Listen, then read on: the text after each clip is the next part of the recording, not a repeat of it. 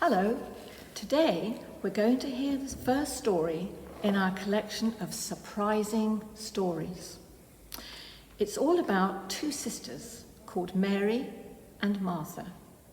They were friends of Jesus and he often came to visit them.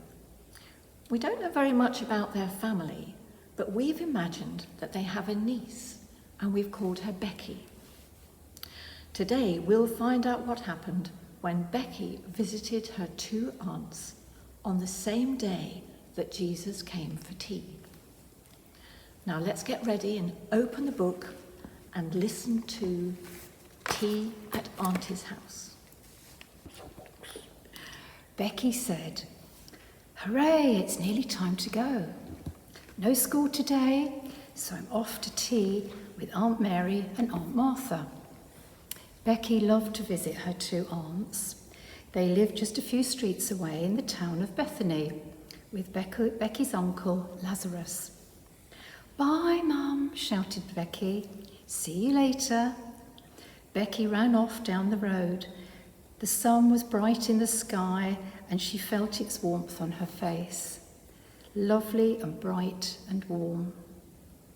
Becky sniffed the air as she reached the door of her aunt's house. She said to herself, freshly baked cakes. Aunt Martha makes the best cakes in the world.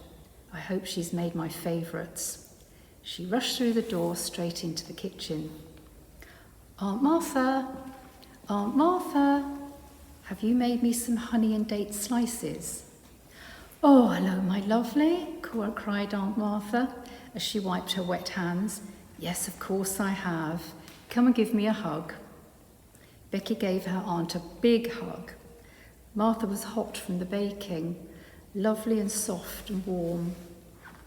"Now off you go and see what your Aunt Mary is doing. She's supposed to be helping me. She knows there's a lot to do." Becky knew at once she'd better do as she was told. She loved Aunt Martha, but she knew how grumpy she could get, especially when they had guests. In the next room, Becky could hear a man's voice.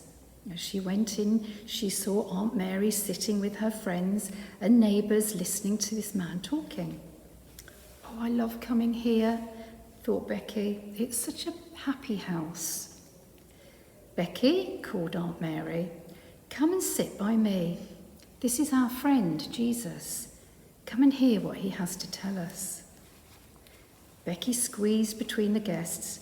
It was a bit squashed in the small house with all those visitors, and Aunt Mary held out her arms. "That's it," she said to Becky. "Just sit here by me." Becky was a bit disappointed that she wasn't going to hear any of Aunt Mary's stories, but she sat down by her anyway. It was lovely here, lovely and cosy and warm. Becky listened to Jesus. He was telling stories and teaching everyone about God. Becky was so surprised.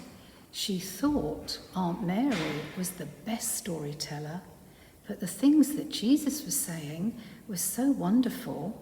She decided that he was the best storyteller ever. Everyone should listen to Jesus, she thought. It makes me feel so good and lovely and happy and warm. Crash, bang, wallop. Oh no, thought Becky. Aunt Martha's throwing a wobbly in the kitchen. Surely enough, just as Becky and the others were getting really interested in what Jesus was telling them, Aunt Martha burst into the room looking hot and flustered. "Jesus," she snapped, "why don't you tell Mary to come and help me in the kitchen instead of sitting here listening to you? I could do with some help, you know." Becky wondered what would happen now. She loved Aunt Martha, even though she sometimes got cross. But Jesus knew exactly what to say. "Martha," he said gently, "don't be angry with Mary. This is where she should be. She's hearing about the love of God. Come and sit down with us. We'll sort the food out later. Becky moved up a bit and patted the space next to her. There's room for you here, Aunt Martha. Aunt Martha gave a big sigh. Jesus was right. The food could wait. She wanted to sit with Jesus too. She squeezed past the other guests and sat down beside Becky. This is great, thought Becky as she sat between her two favourite aunts, listening to Jesus. This has to be the best thing to do. Poor Martha had such a lot of work to do, and nobody seemed to be helping her. You might have expected Jesus to ask Mary to go and help, but he didn't, did he? Instead, he asked Martha to stop working for a while and come and sit down with the others. I wonder why he did that. Let's close our eyes and think about the story. There are so many things to keep adults busy at home: cooking, washing, gardening, and children can be busy too, doing homework, playing on the computer, watching television. Sometimes it's important to stop doing those things and make time for sharing and talking together about really important things in life. Think now about what things are really important to you.